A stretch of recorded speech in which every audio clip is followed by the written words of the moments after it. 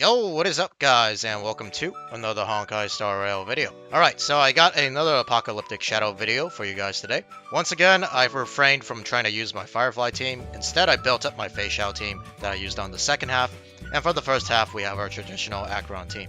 I did a couple of attempts on the first half, mostly due to the fact that I kind of ignored and wasn't paying attention to the dice mechanic, which you guys should, if you guys have done this first half. Yeah, you literally do little to no damage to Aventurine if you don't pay attention to his dice. But anyways, for our team on the first half, we have Acheron, Pela, Sparkle, and Fushen. As for the buff, there isn't really a buff that benefits Acheron, unfortunately, so I went with the third one here. I was thinking about bringing Fei Xiao actually to the first half, just mostly due to this follow-up attack buff. March 7th also has a follow-up attack, so it might have been a better idea to do so. But what stopped me was here. Aventurine actually has three types of resist that are Fire, Imaginary, and Quantum. And the three sub-DPS characters that you bring along with Fei Xiao is Topaz, March 7th, and Mose, Matse, whatever you want to pronounce him as. All their elements, he resists them, so I kinda did not want to bring my Fei Xiao team to the first half. But if you guys did bring Fei Xiao to the first half, let me know how you guys did in terms of your run. For the second half, of course, I have my Fei Xiao team featuring Fei Xiao, March 7th, Robin, and Gallagher. As for the buff, I went with the third buff here. It increases crit damage of all ultimate damage. This benefits both Fei Xiao and March 7th since they have damaging ultimates. It also would have been really good on Acheron as well if I brought Acheron to the second half. Honestly, it might have been interchangeable, these two teams. You could probably run Fei Xiao in the first half and Acheron on the second half. Doesn't really matter, honestly. They both should perform fairly well. Alright, not much else to say other than that, but as usual, I hope you guys enjoy the gameplay. So for the first half, we start off with Fushen's technique, Sparkle's technique, and we initiate the fight with Acheron's technique.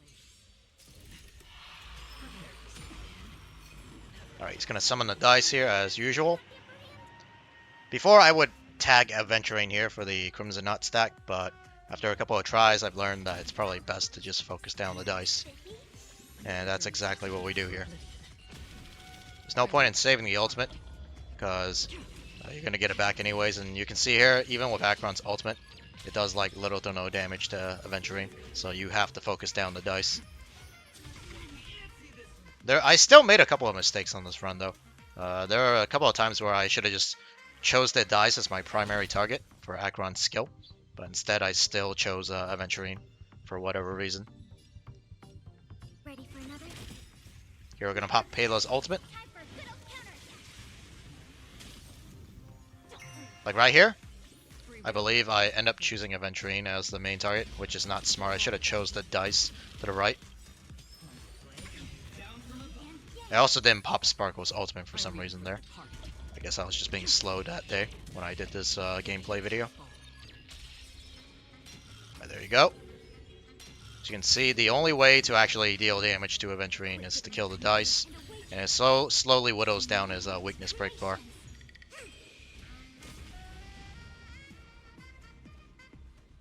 Focus down the 18 die here. Now we pop Sparkle's ultimate. I think I finally learned from my mistake here, right? No, we still go for Aventurine. Yeah, like I said, I should have went for the 18 die there. Not sure why I'm still targeting Aventurine. So I probably could have had maybe even a slightly higher score than I scored on this particular run. Here's Pela's ultimate.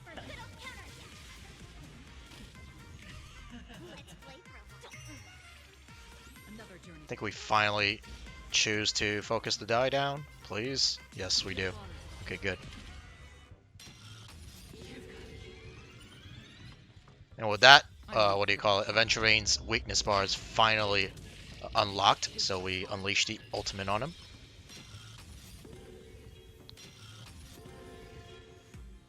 The thing to note as well, some of the dice, their weaknesses aren't unlocked unless you kill one of the other dice that has their weakness exposed. So you want to focus the die, even though the number might be smaller, that have their weakness exposed, because they take more damage that way. If you try to focus down one of the dice that has their weakness locked, it's just like Aventurine. They literally take like no damage. And as you can see now that Aventurine is weakened, we are starting to deal quite a bit of damage to him. like a much larger damage difference compared to before.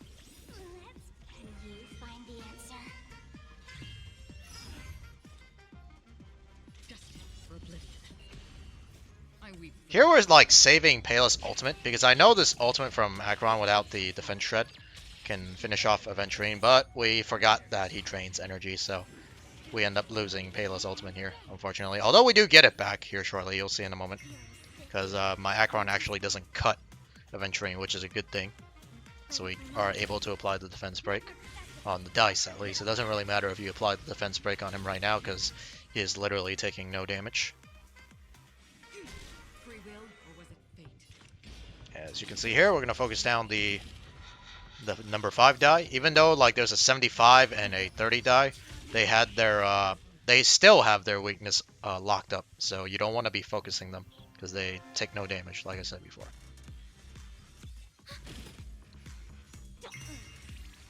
Now we're going to pop Acheron's ultimate, and this should kill off the 2 dies that have their weakness exposed.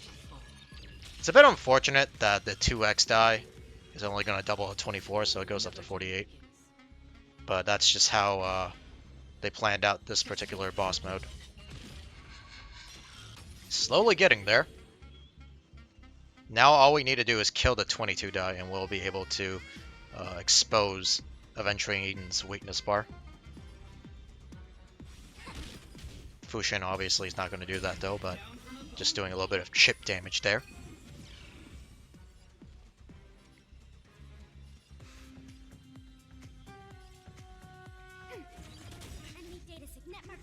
Here's Pala's ultimate.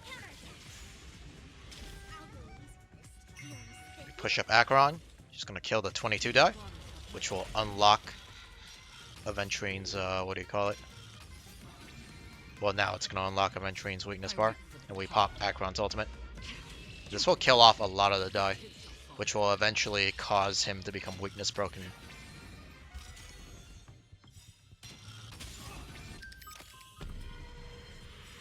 And here, he's basically dead at this point. He's taking all his damage from all the die, and we have all our ultimates up as well. So we basically unleash everything on him.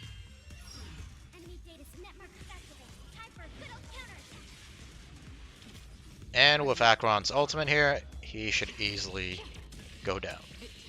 Boom! 1.7 million damage. And that's the first half. Second half, we start off with Robin's technique, March's technique, and we initiate the fight, of course, with Fei Xiao's technique.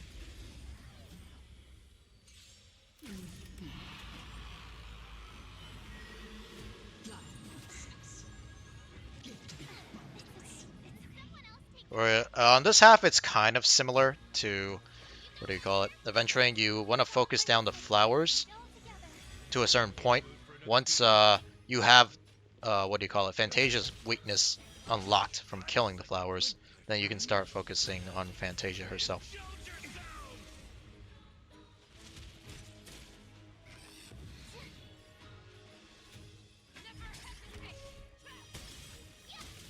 After this, we're going to pop Robin's ultimate to advance everyone forward, and then we're going to pop off March and Fei Xiao's ultimate for the most amount of damage.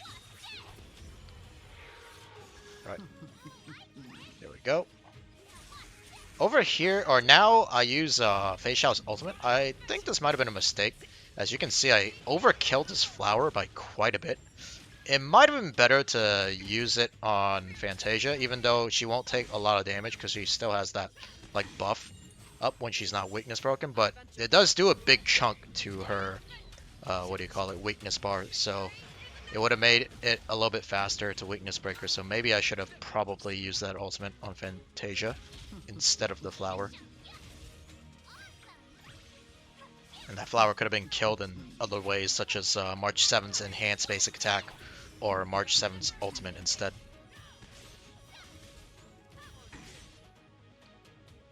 Alright, now she's going to re-summon the flowers and lock her weakness bar, so we have to go back to hitting flowers. Robin stopped singing, so we're going to have to use... I didn't have to use her, did I? I used her skill just in case we didn't get enough energy. You always want Robin's ultimate up all the time. So sometimes even if it's not skill point efficient, even though this team is very skill point positive, so you pretty much never have to worry about skill points. So I can skill whenever I want on Robin to guarantee that her ultimate uptime is always up. So we push everyone up with Robin's ultimate. I think that was a little bit of an overkill, but honestly, I don't think I could have killed any of the other flowers, so it's fine. We use the ultimate, we unleash everything here on Fantasia, basically. Almost 400k, it's not too bad. My Fei Xiao is not fully built, to keep that in mind, so that's pretty solid damage. Pop the ultimate again. You'll see here shortly, because she's not fully built, Fantasia lives with 1 HP. And we have to burn an enhanced basic attack from March, which really sucks. If I had my Fei Xiao fully traced up, that would have killed there, and we would have been able to save March's enhanced basic attack for the second phase here. It happens again. Don't worry. You'll see in a moment here. It happens again on the second half as well. Kind of annoying, but it is what it is. We use Gallagher's ult. Our team is a little bit low, so we need a heal.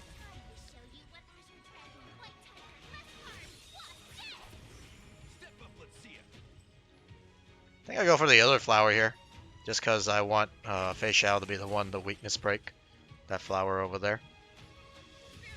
It does more damage when she weakness breaks it. End up killing it, which unlocks Fantasia's weakness bar. Go for the flower here.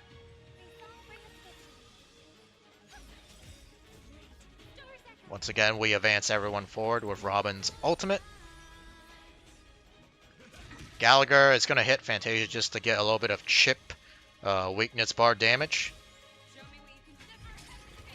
Gonna kill off the flower here. It's a little bit annoying. The extra follow-up attacks randomly go on a target. I kind of wish it went on Fantasia. It would have been really useful when it comes to downing her weakness bar, because all that damage we did to the flower here, as you see shortly, she's going to like respawn the flowers. So they basically go back to full HP, so it was a little bit waste of extra damage we could have dealt to Fantasia herself. Here I decide to skill up Gallagher, or heal himself. I wasn't sure if the basic attack was enough to get his ultimate up, and as you can see, my team is fairly low on HP, so I didn't want to risk it. And like I said, this team is very skill point positive, like overly skill point positive, to the point where I have so much comfort just spamming whatever skill I need to whenever I need. Kill off this flower here and unlock the weakness bar on Fantasia again. Kill off this flower as well, dealing more weakness bar damage, and as well as giving us a damage boost.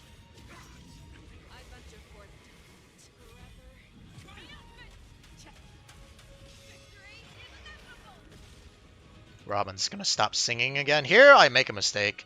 I should have waited for all my characters to take a turn before I popped Robin's ultimate. It's more of a panic ult here because I wanted to finish the boss off as soon as possible. So kind of a rip. Might have affected the run a little bit, but definitely if you know your teammates are about to take an action right after Robin, you want to let them take their actions first and then use Robin's ultimate to advance them forward. Alright, so she's finally weakness broken. Now we get to do the big damage, as you can see here. 200k, or actually 260k from that enhanced basic attack from March. And Fei Xiao's ultimate is doing over 500k now.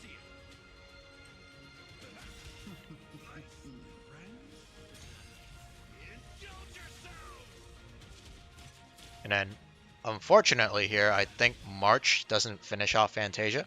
She's not fully traced either, so if she was fully traced, she would have died right there. There you go, that's the second half. And we finished off the entire run with 7,000 points. Alright, let me go over my characters and their builds, starting off with my Acheron. These are her stats. Lycone is her signature Lycone at S1. Trace is basically maxed out other than her basic attack. Her relics, of course.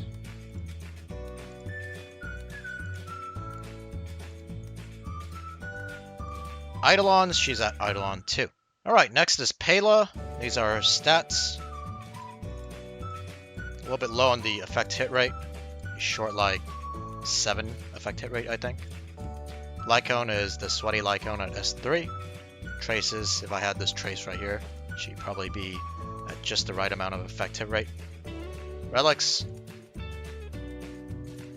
She's on a 2-piece speed set. And then a sprightly Ronrak. I can never pronounce this set, but you guys know what it is. As for Eidolon, she's at Eidolon 6. Alright, next is Sparkle. These are her stats. Lycone is Dance, Dance, Dance at S4. Traces, which I still kind of need to work on.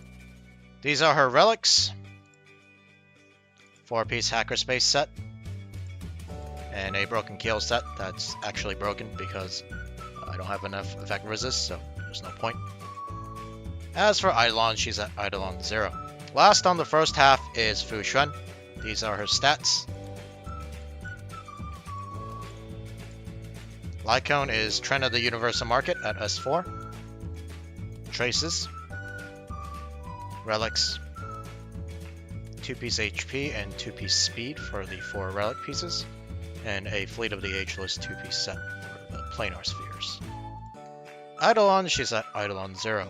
Alright, and finally on to my newly built Fei Xiao team, starting off with Fei Xiao. These are her stats. They're pretty solid for what I have starting out. Lycone is cruising in the Stellar Sea at S5. These are her traces. As you can see, they're not fully maxed out. I'm still missing some of the crit rate and the attack nodes, and the fact that her ultimate's not fully maxed out. That actually cost me a little bit of points, definitely, on the second half.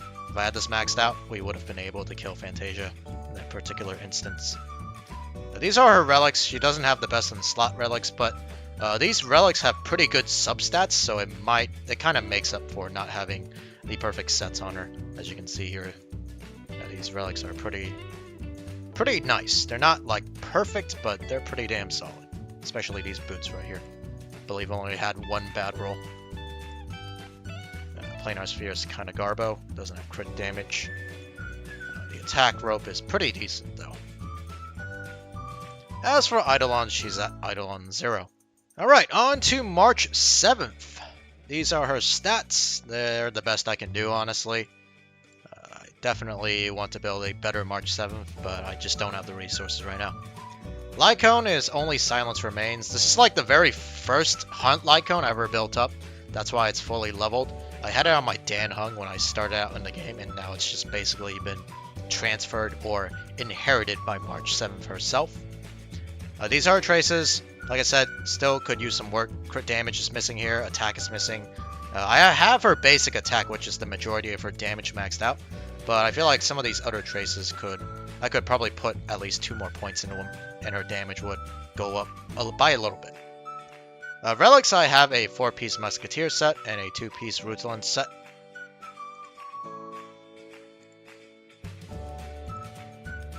Honestly, the Rutland set are just pieces from probably my Imbibe Terlunane, or maybe not this piece, but the orb for sure.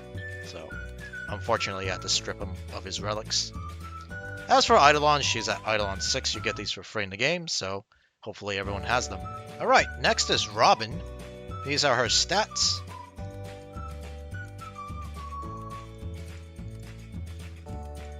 Lycone is Branya's signature Lycone at S1.